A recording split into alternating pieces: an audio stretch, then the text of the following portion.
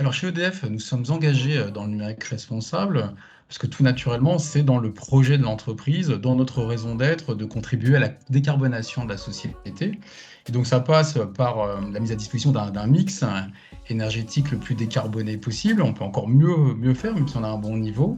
Ça passe par des solutions, des services innovants de maîtrise énergétique, mais ça passe également par un numérique que l'on veut performant et responsable.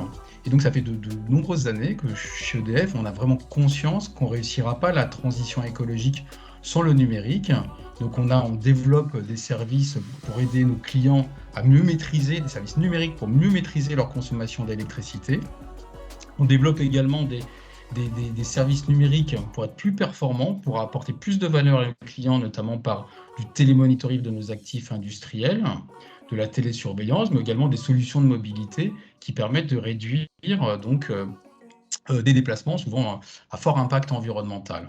Mais on a également conscience que ce numérique, il est loin d'être neutre et que son impact environnemental est de plus en plus important.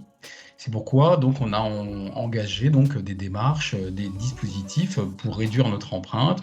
On a par exemple divisé par 2 la consommation énergétique de nos serveurs dans nos data centers sur les 4 dernières années. On a réduit de 200 millions de pages la consommation annuelle de nos impressions.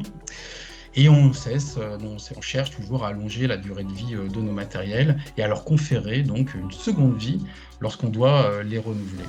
Donc on est sur différents dispositifs, on a un plan d'action assez structuré sur ce sujet et donc c'est un engagement de long terme qu'on a à cœur de mettre en œuvre. Nous avons obtenu le label numérique responsable délivré par l'INR et soutenu par le ministère de la Transition écologique, c'était en mars dernier, donc en mars 21. C'est un véritable motif de satisfaction et même de fierté.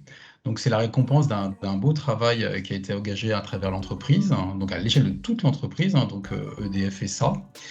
Et donc, nous sommes ravis de pouvoir démontrer que notre engagement est une réalité par des audits, par une confrontation par l'externe qui nous fait énormément progresser.